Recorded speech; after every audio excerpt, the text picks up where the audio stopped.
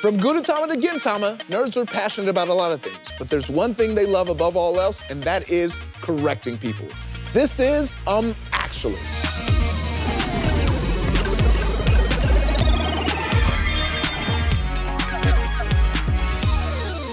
Joining us on today's episode, we have Erika Ishii.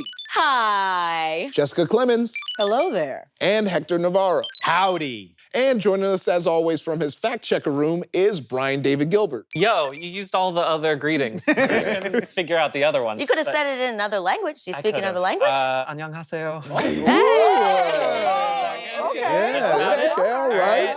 We'll go with that. Also, I am legally obligated to state that Brian is not forced to live here. This is a choice he made on his own. I like it here.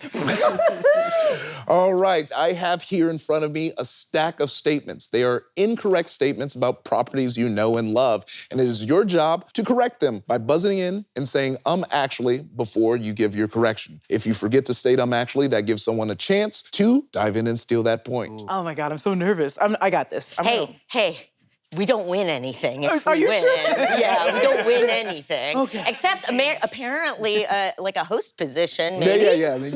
Wait, so if I keep racking up points. If you're the winningest contestant in actually history, you get to sit in the chair and get a suit. Yeah, I do want that suit. That suit is very sharp. It's very good. Erika, you just made it so that this is gonna be the first episode that airs. I love it. For continuity. All right, we're in, baby.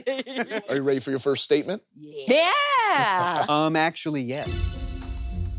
As the original Invisible Man, Jack Griffin dies at the end of the 1933 film. Universal decided to continue the franchise focusing on other invisible characters.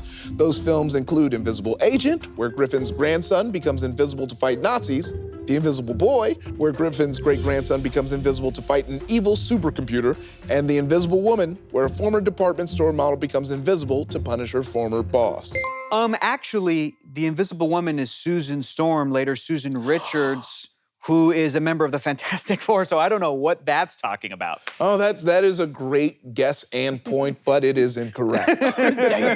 Actually, Universal didn't decide to continue the franchise. Ooh, no, that is incorrect Why as do well. you sound like I'm almost Because you're there? making good points. They're wrong, but they're good. I like them. You give me You're this like, false ooh, confidence. Yeah. We appreciate the positive reinforcement. I think we want negative reinforcement. Okay, If you want okay, to know I'll be how- Be a meaner. little mean to us. I'll be meaner hot when or you're cold wrong. we are. Okay. Depending on what we say. Actually, Yes, Erika. he's not trying to fight Nazis. He's trying to fight communists. You want negative reinforcement. Bad guess. Bad guess. There you go. Thank you. I feel like it might be in the Nazis. I was like, maybe he didn't come invisible because why would I want to be invisible? I want them to know who's fighting them. You know Y'all what I'm are saying? like circling around the department of it, but you're zeroing in. Department store? No. Yeah, department store. wasn't a clue. Those are models. Actually, it was an invisible man, not the invisible boy. I think that's close enough to where I'll let you get the point, Jessica. What? Yes. Don't make me get up now. The Invisible Boy isn't one of the Invisible Man movies, but a sequel to an MGM science fiction classic, Forbidden Planet. In it, Robbie the robot gets sent back in time somehow and ends up being rebuilt by a genius child that he turns invisible, and they both team up to fight an evil supercomputer. I knew it. Oh, you did? I knew it. All right. I knew that. Yeah. Well, that's 1 point for Jessica, and we'll move on to the next statement. Tastes so good. In the D&D 5e Dread Adventure, Curse of Strahd, several game mechanics play into the horror theme, making it not only scary for the players, but also potentially frustrating. For instance, when Strahd von Zarovich is reduced to 0 hit points, he doesn't actually die, but turns into mist and retreats to his coffin. The mists of Ravenloft are a deadly fog surrounding the land of Barovia that magically prevent all characters and creatures from leaving. Spells cast with the purpose of leaving Barovia, like teleport, simply fail, and Strahd's spies are meant to check in on the player characters each day and night they are in Barovia. Actually, the mechanics make it not only scary for the players, but also potentially not frustrating, but sexy. Ooh. That is true, but that is not the thing that's incorrect. God, She's right. Just go ahead and assume that all of these are sexy. And Okay, yeah. We can just Good. keep that. I Thank host you. the show now. All of these questions, there's something sexy about it. Ooh-wee. Actually, it doesn't prevent all the characters. Ooh, that is also close enough, Jessica. Ooh, Yes. I said, don't make Wow. me get up. Yeah. I said, don't make me get up. Close enough is what I like to call the iffy special, which is how I became champion. Yeah. Yes. Yes, the Vistani, a clan of wandering people who once rescued Strahd from battle, are granted the ability to leave and return to Barovia through the mists of Ravenloft without penalty. So, can you imagine how messed up you must feel after being like, oh, I saved you from this battle, aren't you good? Oh no, you're the worst vampire in the goddamn world. Like, but it comes with perks. It does. It comes with perks. Okay, so here's the thing. I think most people who play D&D have never finished a Curse of Strahd campaign. Okay, if you and your group have finished a Curse of Strahd campaign, show me. So you're still cursed by Strahd. I'm still, the curse is that you never get to finish. That's crazy. It never ends. What if you've been the Strahd this whole time? The Strahd's inside That'd be very sexy of me. All right, that is a point for Jessica. Moving on. Before 2015, Lucasfilm maintained an elaborate database called the Holocron that established 5 different levels of canon for all the officially licensed Star Wars movies, TV shows, and games. But in an Order 66-style purge, Disney demoted properties like the animated Star Wars The Clone Wars TV show, the Star Wars Holiday Special, and the General Thrawn novels to non-canon legend status. That's incorrect with the Star Wars Holiday Special. No, it is correct, yes. Actually, Disney demoted properties like the Star Wars Holiday Special and General Thrawn novels, but not Star Wars The Clone Wars TV show, which is still considered canon under the Disney umbrella. That is correct. Yeah, baby. Yes, that's a point for Hector. I thought the Thrawn one wasn't. The Thrawn one wasn't. Well, Thrawn has now been brought from back with the Ashoka. older novels. He's been incorporated into the new into the new canon. Starting with the animated show Star Wars Rebels, and now in the live-action world. But the novels themselves remain. It's not all novels. We're just saying these are some of the things that were novels. But the confusion is now, post 2015, Disney and Lucasfilm Publishing, they've written new novels that are canon, but they're also centered around Thrawn, and the original author, Timothy Zahn, has been brought back to write those. Right. So it's confusing. Well, if you thought that was confusing, let me read the whole answer to you. Okay. The animated TV show Star Wars The Clone Wars, following the adventures of Anakin and Obi-Wan between the 2nd and 3rd prequel films, is canon. The animated TV show Star Wars Clone Wars, following the adventures of Anakin and Obi-Wan between the 2nd and 3rd prequel films, is not canon. Obviously. Not sure why anybody would be confused by that. That one was, I'll tell you exactly why, because that one was the 2D animated hand-drawn Genndy Tartakovsky, thank you, micro series that was the precursor to the CG animated Clone Wars show. The reason that was decanonized is because they did really cool shit that then afterwards, Lucasfilm was like, you know what, General Grievous can't be that cool. We made him kind of dorky. Next movie, and he's like, I was so cool. He was so cool. That Genndy show, they were making that show, and they were like, George, is there anything we can introduce in this little animated Cartoon Network show before Revenge of the Sith comes out? And George was like, oh yeah, I got this new character, General Grievous. And they went, dude, this guy looks sick. And they had him like spot on Lucas impression. That was astounding. Thank you. Thank you. And then they had Grievous like murking all these Jedi. And one of the Jedi was even designed to be like Shaggy from Scooby-Doo. He was so scared. He's like, man, we're about to get killed by General Grievous, man. And he like murked him and was like terrifying. And then George Lucas saw that and went, that's not what I wanted. No, he needs to be like really shitty. And so then they changed it in the movie, and he's like, Obi-Wan, this is all I do. That's it. Yeah, it seems like George Lucas's biggest fear is sick people. Because like, everyone is either like on a respirator or they're just like, or dying in childbirth. Yeah, exactly. He loves pain like that. I have to say that my least favorite thing about canon and Star Wars right now is that a couple months ago, as of when we are filming this, they have tried to change the word jizz music. Oh, don't get me started. It's Jatz music, J-A-T-Z, which I personally think the best thing we can do is make that word also a sexual innuendo. So that way they can never possibly get away with it. Jats off? Yeah. There we go. Yeah, go ahead, kids. At home, jats off. Jats off to you, good sir. That's one of my favorite Star Wars facts, is that it's called jizz music because, one, it's unnecessary. It is a reference to a thing that's in the background. It's like, well, we gotta name it. It's jizz music. Hey, man, is that jizz music? Damn, do play that up. You know that new sound you were looking for? Listen to this jizz. Yeah. What? All right, we're gonna move on. Okay. All This right. next question is a fan question submitted by The Wrigley. In Resident Evil 4, players will be shocked to learn that the cult members of a village are not actually zombies, but actually host to parasitic organisms known as Las Plagas, which were developed by supporting protagonist Luis Serra and game antagonist Osmond Sadler. Actually, Las Plagas is what your abuelita calls it when you get sick. So that's, she say, mijo, you got Las Plagas, and then you have to get healthy, and then she helps you with that with some caldito and some soup and everything. So that's not from Resident Evil 4, that's from your abuelita. That is incorrect. Damn it. Ooh, Erika. Actually, Las Plagas is the name of the cult and not of the parasites. That is incorrect. Actually, Jessica. it wasn't developed by Luis Serra. That is close enough. If anybody can tell what actually... Actually, Luis Serra is the antagonist, and Osmond Sadler is the that protagonist. is, you are more wrong. That is incorrect. Gotten further away. Yeah, you were further You away. asked him to get mean, and he's doing it. I asked for that. Actually, Luis was not instrumental in the creation of it. He was trying to get it out of Umbrella Corp.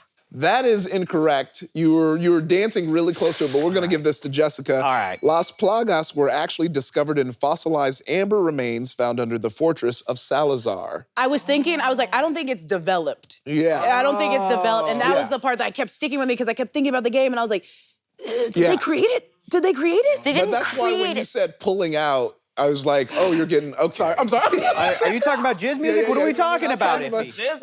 Pulling out. Because I thought we were getting close to the fossilized Okay. amber. Okay. But Yeah, in yeah. fact, I have to ultimately give it to Jessica because this is actually the first Resident Evil game where Umbrella Corp isn't the bad guy. They come in at the end because they're like, ooh, we want a little bit of what you got. 'Cause Yeah, that seems that's pretty the nice. thing. Yeah. Yeah. Well, but they have to remind you it's a Resident Evil Yeah, game. they gotta 'Cause then he was like, remind what someone. game is this? Yeah. I played so much Resident Evil 4.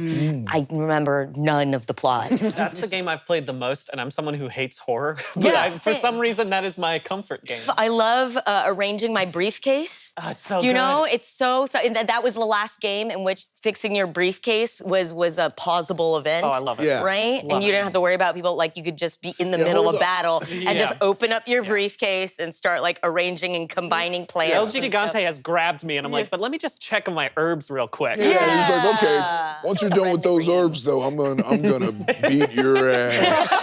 But let's keep it moving and grooving. It's time for our first shiny question. Shiny questions, like shiny Pokemon, are worth the same amount of points, just a little bit different and a little rarer.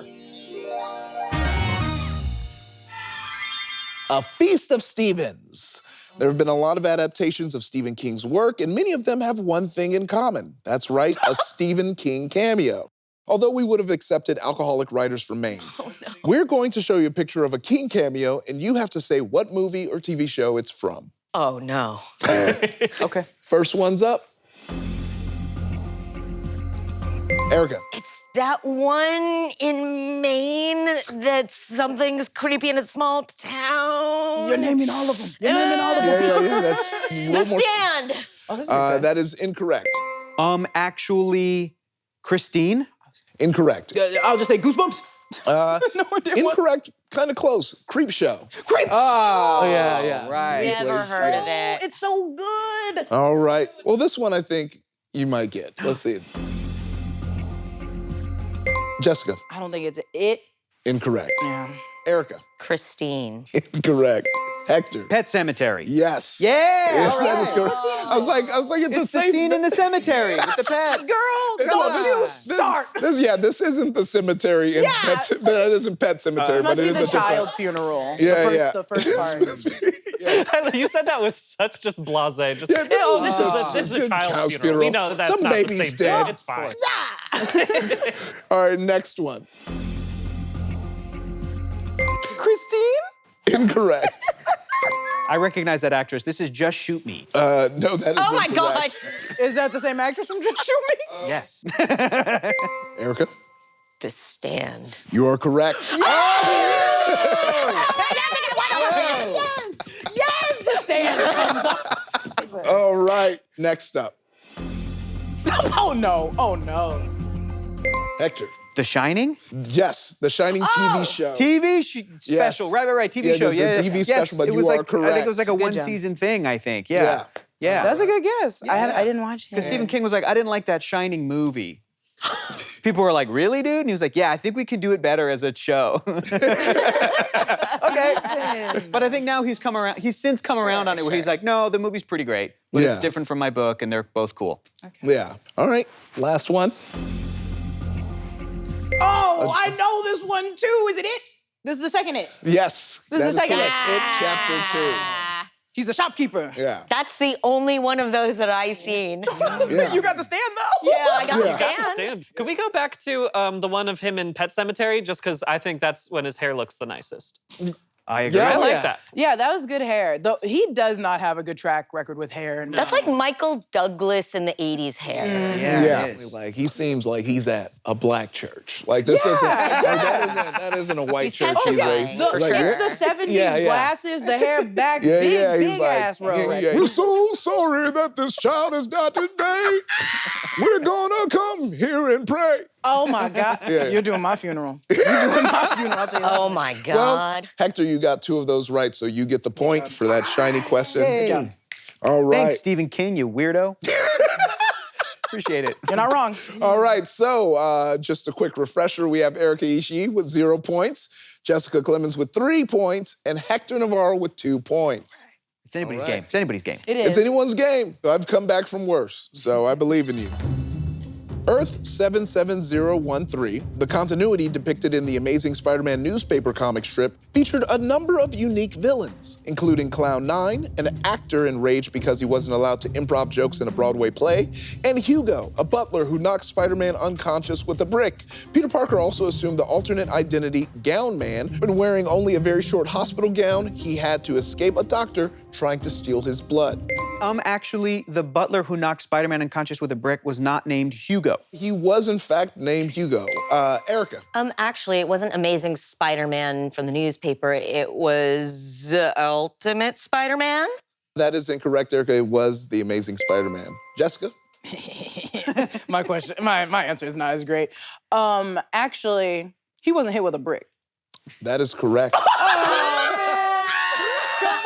Jess is locked in on getting close enough. Actually, Absolutely. It wasn't Yes. a brick. Yes, Hugo the Butler knocked Spider-Man unconscious with a lead pipe. However, in a different storyline, Spider-Man was badly injured by a brick that simply fell off of a wall onto his head. That's why I was Yeah. confused. Did you write That's this why I was question? confused. No, I did not, but Brian Here, does if have I was the- gonna say, let me pull up some of these images because they're all fabulous. Wow. I can't wait to see Gown Man. So here's the brick. It really is completely unrelated to any villain. This is just an infrastructure problem in New York City. the real brick fell. villain. Yeah. This is why there's so many scaffolds now in New York City, is to stop this from hitting Spider-Man, which I think is great.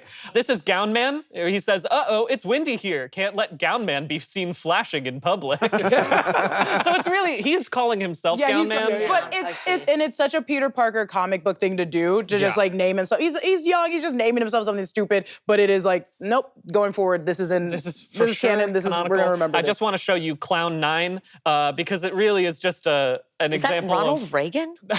whoever this guy is doing his improv during a Broadway show, and that director is pissed off. Oh my God. He's practically rewriting it on stage. Yeah. And there's what Clown 9 eventually looks like. Yeah. Whoa. Wow. He Cloud got 9 it there. is a good name. Yeah, he said, I'll be on Cloud 9 when I wear this clown outfit, and that's why I'll call myself Clown 9, which I think is why he wasn't allowed to improv on stage, Yeah. is because he's not very good at it. The other thing I love about the newspaper strip Spider-Man comics, which is what these are, the newspaper strip, is that you have such limited space that Stan Lee can only do like one beat of something. Oh, yeah. And so when like the brick falling on Spider-Man's head happens, that's something honestly that maybe could be seen in like a regular Spider-Man comic, but it's one of 30 things that happens in a comic book. Because it's just the strip, Stan Lee does it, then a brick falls on his head.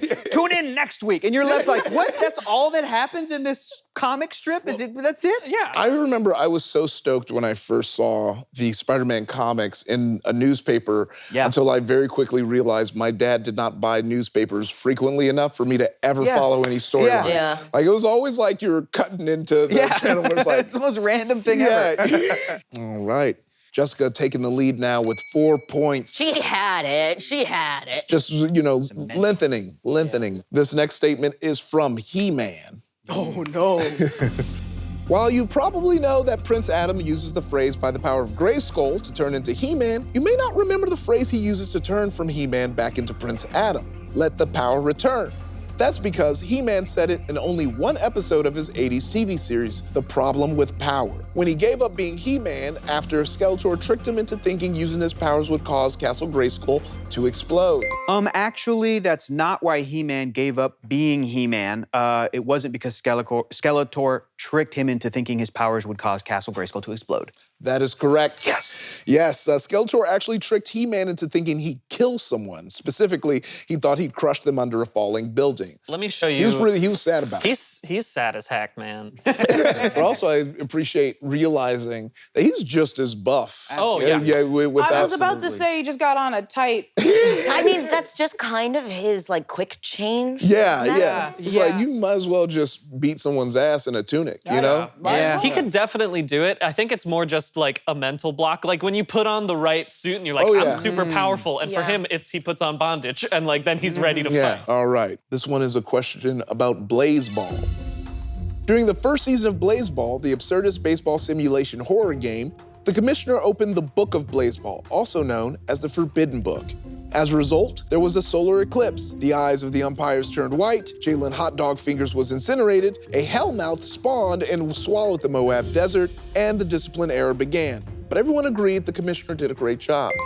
Actually, there's nothing factually wrong with this statement. Everything is 100% accurate. No, Hector, there That is some- curveball's gonna happen. We one could day. swap it up. We're new here. We can do whatever we want. Yeah, Erika. Actually, it was not the first season. It was, in fact, the first season, Erika. Sorry. Jessica.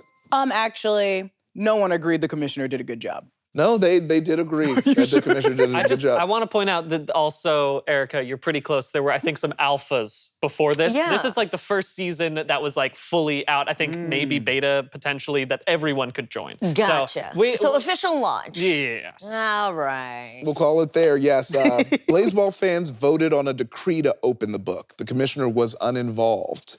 They might say it's not a splort, but they are wrong. It's a splort, all right. So Jalen Hot Dog Fingers is an actual. Is it actual So, play? a real player. The thing is, Blaseball in general is basically all audience run. So most of it is done by betting on your favorite team. Again, a fictional baseball Yes. team, completely not related to anything. And then they include a whole bunch of like weird eldritch horror stuff into all of the descriptions, which is a perfect storm to make Tumblr super into it, I think, right? I remember when it started getting popular, and I thought it was a real sport. Like Yeah. I did, and everybody thought it was funnier to let me think that. Yeah, I know. I saw it kind of blowing up on Twitter, and it was right when it ended, and I was like, how do I play this thing? And I was like, Yeah. it's done. I was like, but there's still something to play, right? And then that's when I learned that no, it was all just this community organized. Mass hallucination. There's a whole band devoted to the Seattle team, and they're called the Seattle Garages. And they're a 20-member band and counting at the time of whenever this Bandcamp article came out, which I think is a very long time ago. But they have released 13 EPs of various concepts about Blaseball. So there's a lot of music behind it. I do want like a baseball jersey that says Hot Dog Fingers on the back. I guarantee you can find that online. Oh, yeah. For sure, the merch Yeah. is fantastic. Yeah, we're gonna move on to our next shiny question. This shiny question is called Fictionary. Folklore is chock full of mythical monsters whose legends permeate through all sorts of fantasy franchise. But some characteristics stay the same. Taking these crayons, kindly draw the following monster. You have 1 minute to correctly draw the monster with as many of its notable features as possible. Your monster is carcolh. Say that again. Carcolh. It's French. Carcolh. 3, 2, 1, go.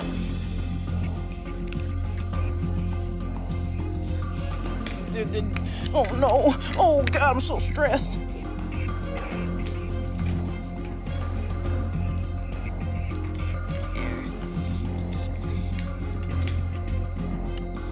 Five, 4, 3, 2, 1.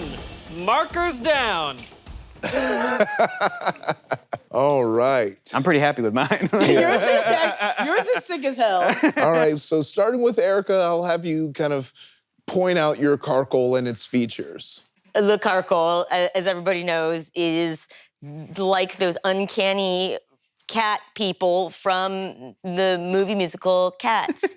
right. And so you'll notice that while his face is a little ugly, it is somehow quite jellical, and he's got people hands. Okay, he has people hands. He has people hands. All right, Jessica? My person does not have people hands. Oh, but where he lacks in the hands, he has in mustache. He's got a good mustache. It's like a Schaubach mustache. Yeah. This is a distinguished gentleman.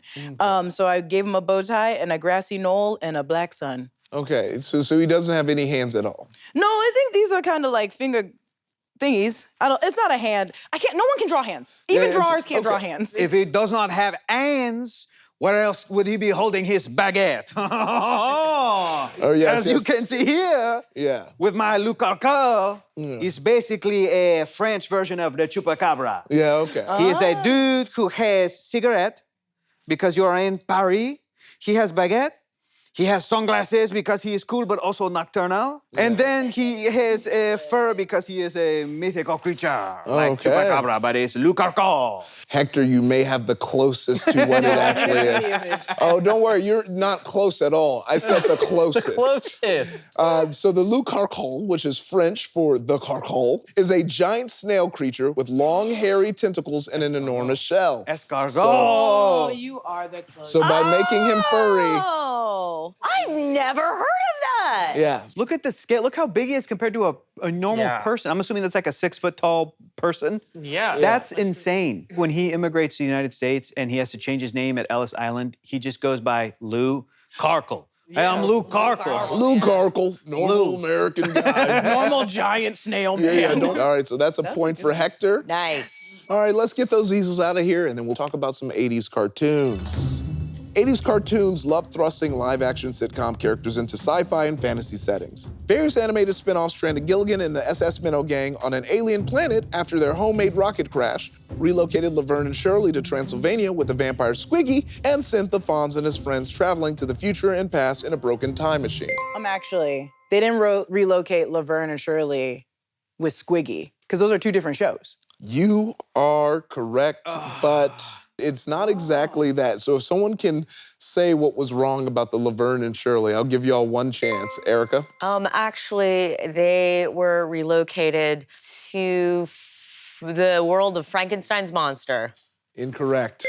Actually, there was no relocation at all. Laverne and Shirley were just animated, and there was a vampire Squiggy. That is incorrect. No, the Laverne and Shirley cartoon featured them joining the army, which may not sound very fantastical until you learn that their commanding officer was a talking pig named Sergeant Squealy. Squiggy is from... Look at Brian. Look Yeah, at Happy me. Days. I'm But also also- figuring out who Swiggy Yeah, is. yeah, from. you- Also, Okay. so are Laverne and Shirley. They're also a spin-off of Happy Days. The Laverne and Shirley animated show was a spin-off of Laverne and Shirley, which was a spin-off of Happy Days. Yeah. The Happy Days built a cinematic universe before anything else. I know, forget syndication. If you're good at this character, And then it's gonna get, Like Cheers, I didn't expect Frasier to get his own show and then 20 years later get it again. Yeah, 100%. And then is it Perfect Strangers that Family Matters comes from? Damn. What? Yeah. That's right. Yes. I was just going to show you the clip because it truly does seem just like a propaganda army piece until the pig sergeant shows up.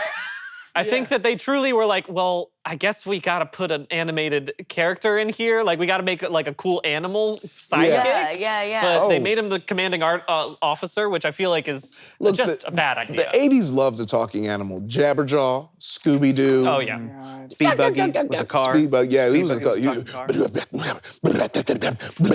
The amount of impressions that have been in this episode today.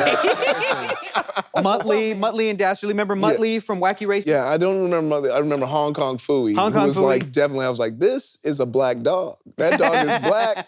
He was like, yeah, man, we gonna go downtown. I'm gonna do a little kung fu. I'm going to add that onto my list of cartoon characters that are black. Oh, Yeah. definitely. Just like Yeah, Avatar. Yeah, just like Avatar. All the studio executives that are watching right now at home, and they're working on a live-action animated hybrid of Hong Kong Phooey. There's your voice actor right there. It's Jiffy Wadaway, Just folks. Come on, man, we're gonna go down. Reading the script for the audition, doing your own ad-libs. And if you don't let me improv, I'll turn into Clown 9. Oh my God. All right, that's a point for Jess. We're gonna move on to your next question, and we're gonna move out of 80s cartoons and talk about current video games.